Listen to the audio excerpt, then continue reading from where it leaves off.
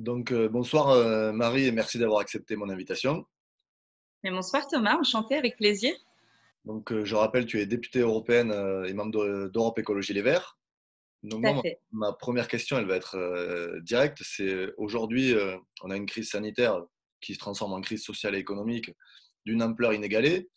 On a un président de la République qui nous dit qu'il faudra se réinventer et que le jour d'après ne sera pas celui d'avant. Et pourtant, la question écologique, elle est quand même pas beaucoup présente dans les discours du président et de son gouvernement.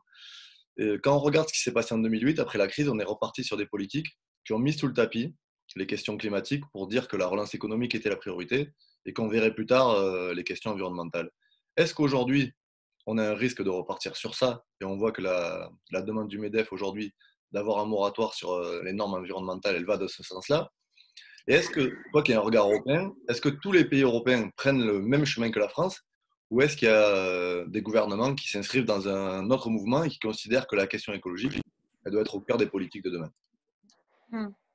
Ben, tu as raison sur deux choses. D'abord, le Covid-19, c'est une zoonose. Les zoonoses, c'est 75% des maladies émergentes aujourd'hui. Et les zoonoses, c'est ces virus qui arrivent parce qu'on a tellement détruit la biosphère que ça passe de l'animal à l'être humain. Donc, c'est une pandémie qui est véritablement écologique. Et donc, normalement, quand on vit une crise écologique, on se dit que les réponses à apporter à cette crise, elles doivent être écologiques. Et tu as raison aussi sur le fait que quand il y a eu la grande crise financière de 2008, on y a répondu par des politiques de relance, d'ailleurs menées sans conditions, sans tellement de conditions. Il y a eu des plans d'investissement, voilà. Et effectivement, on a vu une augmentation des émissions de gaz à effet de serre, au moins pendant 2 années consécutives, en tout cas pour la France. Et ce qui est terrible, et ça s'est accompagné au-delà des questions environnementales, mais tu le sais très bien toi-même aussi, d'une détérioration des conditions sociales. Et les plans qui ont été menés, en plus de ça, ont été pilotés avec des instances européennes et internationales qui demandaient aux États qui avaient été aidés de mener des politiques d'austérité et de continuer à détruire le social et l'environnemental pour pouvoir devenir ou redevenir des bons élèves, ce qu'on appelle des bons élèves, aux yeux de ce que eux considèrent comme être des bons élèves, c'est-à-dire non pas des gens qui prennent, enfin, non pas des gouvernements qui prennent soin des gens et de la planète, mais des gouvernements qui prennent soin de l'équilibre de leurs finances publiques. Voilà, donc le risque, il est réel. Tu as parlé du MEDEF, mais en fait, il y a plein de lobbies aujourd'hui qui s'activent.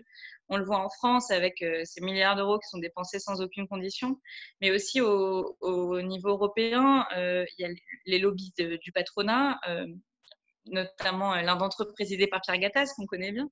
Il y a aussi les lobbies de l'automobile, il y a les lobbies de l'aviation, les grands lobbies agricoles aussi, de l'agro-industrie, pas les petits fermiers. Et tous ces gens-là se mettent ensemble pour demander le report, voire l'annulation de toutes les législations environnementales, notamment sur le Green Deal. Et le Green Deal de la Commission, c'est pas le Green Deal des écolos, c'est une liste de mesures environnementales qui visent des objectifs qui sont déjà pas ceux qu'il faudrait qu'on atteigne, il faut qu'on aille beaucoup plus loin. Mais même ce Green Deal à minima là, ben, les lobbies tirent dessus et ils peuvent tout à fait, ils peuvent tout à fait gagner. Et on a vraiment besoin d'une mobilisation de la société civile pour protéger ce Green Deal, voire faire en sorte que cette crise puisse entraîner un sursaut, mais un sursaut qui aille dans le sens de la protection des communs, les communs aussi bien les services publics, dont évidemment la santé, mais aussi par exemple le ferroviaire. Oui, les communs aussi environnementaux et notamment les grandes forêts du monde, ce qui permettrait d'éviter de nouvelles pandémies zoonotiques. Mais effectivement, on voit les orientations qui sont prises aujourd'hui, elles sont à rebours de ce qu'il faudrait faire. Mais est-ce qu'il y a d'autres pays qui, je reviens là-dessus, qui s'engagent dans d'autres voies? Est-ce qu'il y a des pays qui conditionnent les aides aux entreprises, qui disent que demain les énergies fossiles c'est pas la priorité, qui vont pas faire des cadeaux de milliards d'euros à des entreprises? Ou est-ce que la France, elle s'inscrit dans un modèle européen qui est uniforme et tous les pays sont sur le même créneau? Parce que nous, Français, effectivement, on regarde aujourd'hui ce que fait notre gouvernement et on essaye de voir ailleurs si d'autres orientations sont prises. Est-ce que c'est le cas ou pas? Et oui, c'est le cas. C'est le cas en Autriche avec les écologistes ou notamment dans le secteur de l'aviation. Il y a eu des aides conditionnées au fait d'établir des objectifs de réduction des émissions. C'est le cas aussi au Danemark, où la décision qui a été prise, c'était d'aider les entreprises sous la condition, sous la réserve qu'elle n'ait pas de filiales dans les paradis fiscaux. Et cette question des paradis fiscaux, on l'a vu ce matin avec les annonces de Bruno Le Maire. J'arrive pas bien à comprendre si c'est intégré dans la loi ou pas. Donc des fois, il y a des discours qui ne sont pas suivis d'actes. Donc j'ai l'impression que c'est un peu le cas dans lequel on est. Mais en tout cas, cette question des paradis fiscaux, elle a l'air d'émerger comme étant une condition nécessaire à construire la suite. Après, malheureusement, la France est loin d'être isolée. On attend de voir ce que va faire l'Espagne. Il y a un gouvernement qui est quand même assez progressiste et plutôt écolo. Mais dans les autres pays, on est aussi plutôt pour l'instant sur des aides sans condition. Et la Commission européenne, jusqu'à aujourd'hui, a décidé que ça ne relèverait pas de sa décision à elle, alors que c'est elle qui fixe les règles pour les aides d'État, mais que ça ne relevait pas de sa décision à elle, mais de la décision de chaque État, chacun de son côté. Et donc, on a besoin, dans ce domaine-là aussi, de pousser pour une solidarité européenne et pour faire en sorte de tirer vers le haut ces conditions-là. Et notamment, si on arrive, et Karima Delli se bat dans cette direction-là, mais si on arrive à fixer au niveau européen des règles pour l'aviation en Europe, alors ça pourrait s'imposer sur les États membres. Et on pourrait avoir pour une fois l'Union européenne qui impose des mesures plus progressistes, plus sociales, plus écolo aux entreprises et aux États. Mais sur les billets d'avion, j'ai vu que le ministre des Transports était monté au créneau, puisqu'il y a des compagnies qui vont déjà proposer des billets à 1 €, apparemment, quand la reprise va avoir lieu pour inciter les gens à prendre l'avion. Mais sur la question des paradis fiscaux, je crois que c'est pas dans la loi. C'est tombé tout à l'heure. J'ai vu passer des infos. Ça a été retiré. L'amendement a été voté au Sénat sur l'initiative des communistes, mais ça a été retiré dans le projet de loi. Donc on voit qu'on n'est pas encore sur cette ligne-là. Et tu parlais du New Green Deal à l'échelle européenne. Donc effectivement, là aussi, on voit qu'il y a des pays qui sont montés au créneau pour dire que ce n'est pas la priorité, qu'il faudra attendre un peu et qu'on verra. Mais comment aujourd'hui, parce que la question de la relance économique, quelque part, elle se pose quand même avec force, puisqu'il faudra trouver les moyens de rebooster l'économie, de maintenir des emplois, d'en créer des nouveaux.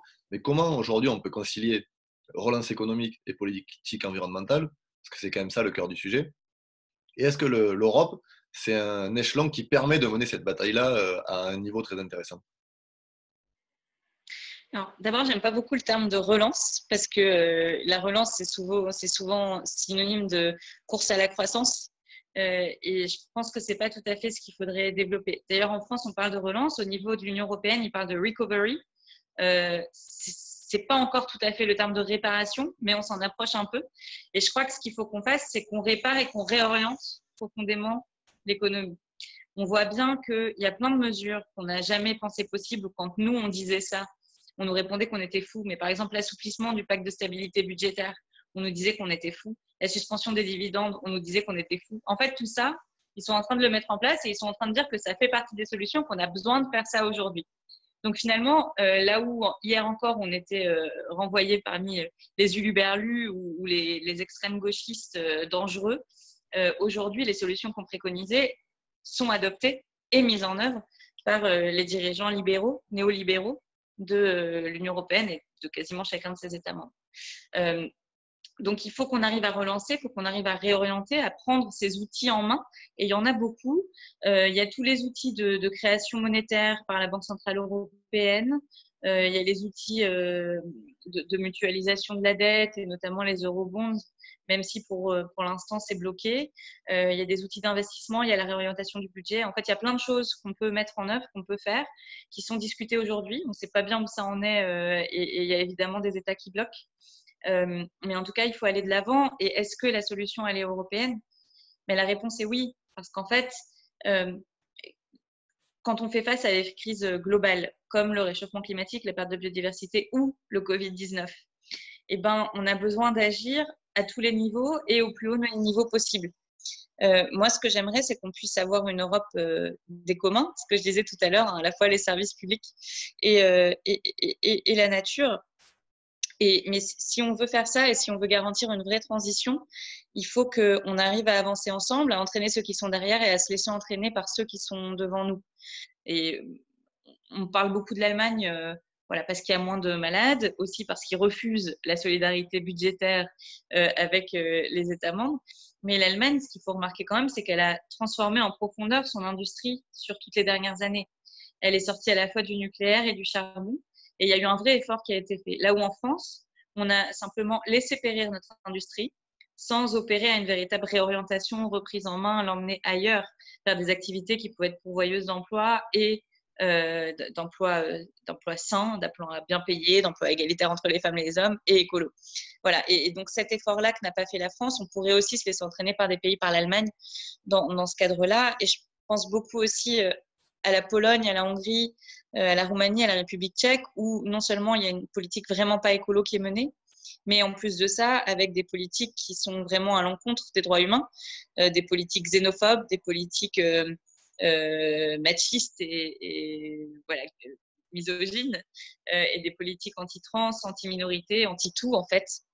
Et ces pays-là, on ne peut pas les laisser sur le bord du chemin, en soi, moralement, mais aussi en termes concrets, parce que si nous, on réduit nos émissions et que eux continuent à faire du dumping environnemental, on est dans la même bataille que celle qu'on mène aujourd'hui avec la Chine et qui nous impose de discuter et d'essayer d'entraîner tout le monde au niveau du monde. Tu parles justement du concept européen et notamment de la solidarité.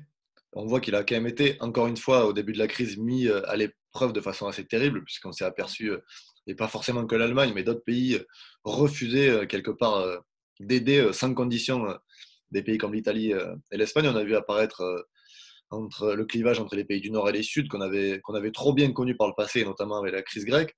Tu parlais des eurobonds, pour l'instant, les députés, vous n'avez pas gagné le fait que ça soit mis sur la table. La mutualisation de la dette, pour l'instant, c'est à mon avis hors de question. Mais est-ce qu'il n'y a pas un risque demain, si l'Europe, elle ne joue pas le rôle qui est le sien, normalement d'être solidaire, que l'idéal européen, qui a déjà été durablement abîmé par quand même des années de politique d'austérité, on se souvient tous de la Grèce. Moi, je me rappelle, on était vissés devant notre écran de télé, on regardait comment allaient se comporter les instances européennes vis-à-vis de la Grèce, et on avait mis sous le tapis le vote de millions de citoyens. Si demain l'Europe, elle ne répond pas à la solidarité, est-ce qu'il n'y a pas un risque qu'elle disparaisse totalement et qu'elle ouvre la porte aux nationalistes qui sont déjà présents partout? Et tu as rappelé le cas de la Hongrie. On a un vrai danger derrière que les populistes ils prennent le pouvoir.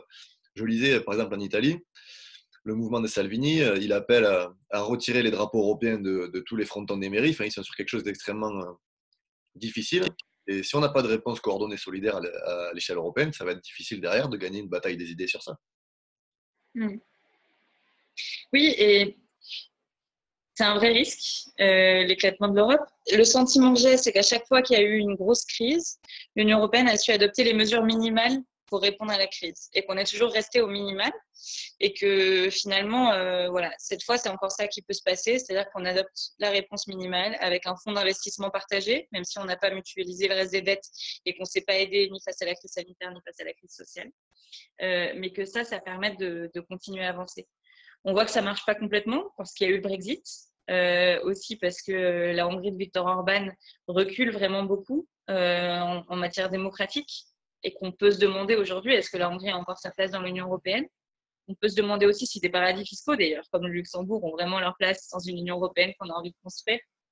Voilà, il y a effectivement des États, l'Allemagne, les Pays-Bas, par exemple, où la question de l'orthodoxie budgétaire, elle est centrale, et même dans une grande partie de la gauche.